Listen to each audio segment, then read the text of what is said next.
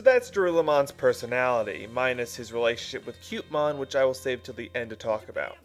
What I am going to talk about now is Dorulumon's backstory. When Taiki and Shoutmon first meet Dorulumon, he's portrayed as a lone wolf, pun not intended. While he will help Shoutmon and the rest of Crossheart, he will refuse to become an official member, opting instead to seemingly wander aimlessly with his companion Cutemon. This lonership doesn't necessarily last too long because about 10 episodes in we learn Dorulumon's backstory and why he's alone.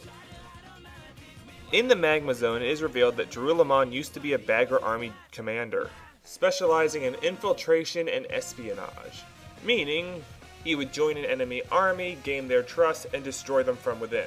But he deserted the Bagger Army when one of his commanding officers, Cutemon, ordered a scorched earth bombing run on an area that has both Bagger Army soldiers and resistance fighters.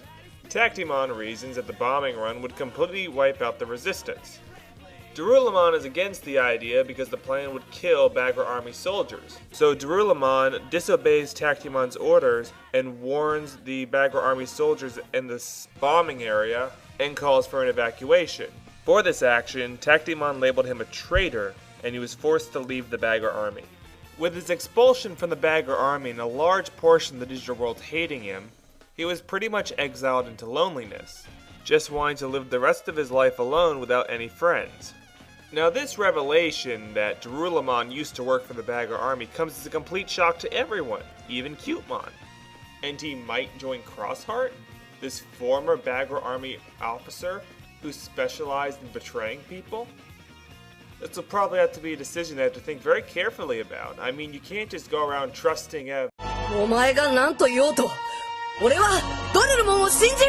God damn it, Taiki, stop negating everyone's backstories with your immediate inclination to trust people. Especially when the backstory is as interesting as this one. Well, does it ever play a part in the story again?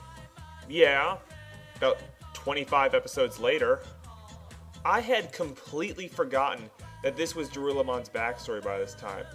Yeah, that whole thing, this story of his about why he's alone and how he doesn't have any friends, completely forgotten because they don't do anything with it up until it's awkwardly brought up in the Death General's part when that Ruki, or whatever her name was, is trying to convince Taiki that Dorulumon has switched sides, which is idiotic on so many levels when you think about it, because Dorulumon has kind of been that voice of reason, but I didn't see him as a pessimist who thinks, yeah, I'm totally going to switch sides and join the Bagger Army because we can't win.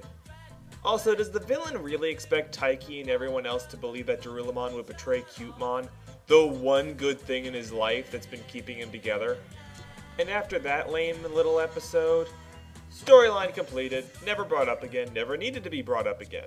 You know, backstory brought up in the first 10 or so episodes, and is only brought up again in the last 10 or so episodes. That is really bad writing. If I was in charge of this, I would have had something like Cutemon tells Taiki and the others about Dorulumon's history. He denies it ever happening, saying he never worked for the Bagger Army. But then later, like 5 or so episodes later, they find out he actually did.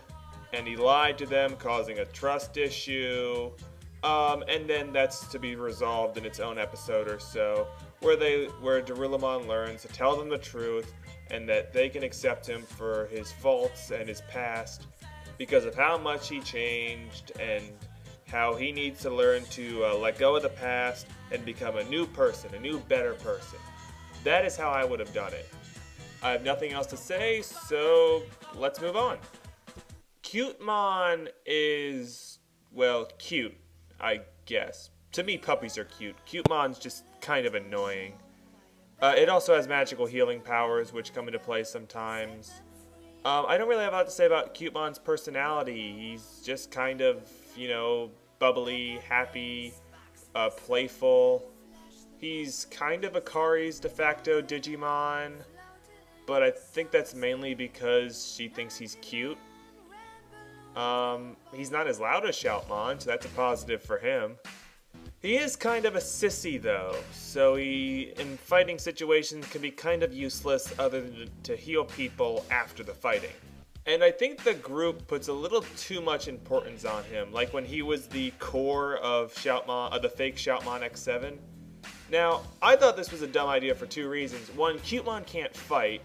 Two, the core needs to be stabilized, and Cutemon is not good in fighting situations.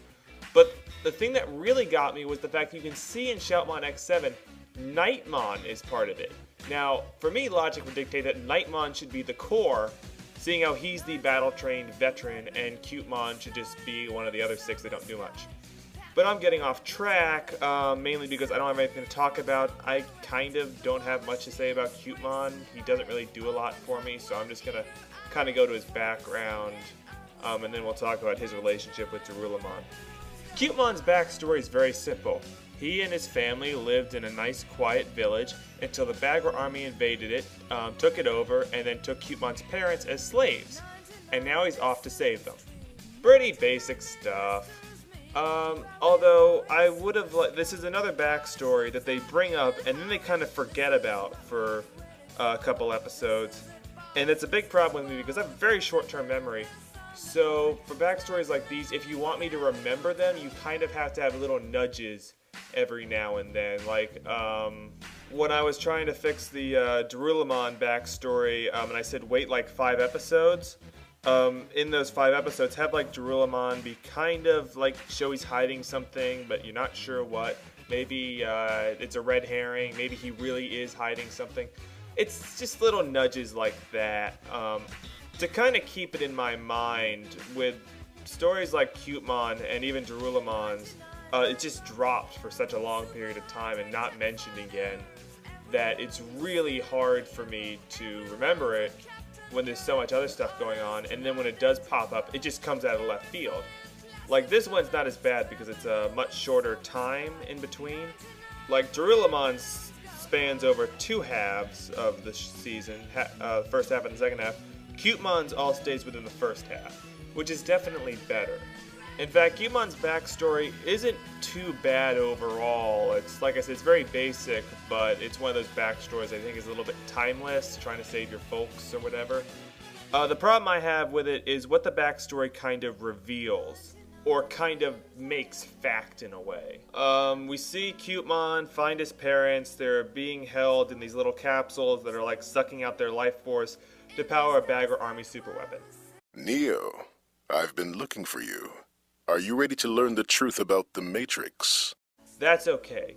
What happens is, though, when he realizes what's going on, and he realizes he needs to grow up, he lets out a cry, and it made me stop the video for 2 reasons.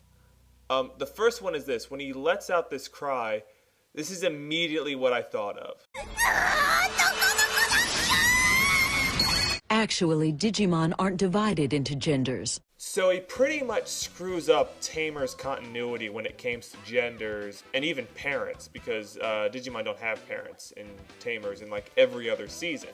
But this season's gotta be different, so it's gotta have all the Digimon have their genders and stuff. It honestly royally screws with something I was thinking of, because a big problem I've noticed with people like bronies is that they have a subculture, and it's the cloppers, right? You know, the guys who are actually sexually attracted to My Little Ponies. And they can't really escape that. And I had this situation in my head where someone hears I like Digimon, they're like, oh, you like Digimon? Are you one of the guys that like stares at fan art of Renamon? You freaking creepy guy? And I'd be like, well, true Digimon fans would know that Digimon don't have genders. And then that would totally screw with his logic that I'm a furry because I like Digimon. Cutemon just screwed up my whole thing, because then if he turns out to like know a lot about Digimon, he'd say, well, Cutemon says he's a boy, which means Renamon must be a girl. And I'd probably put too much thought into this. This is what happens when I have nothing to do all day. The second reason I paused this video was because up until this point, I swore to God, Cutemon was a girl.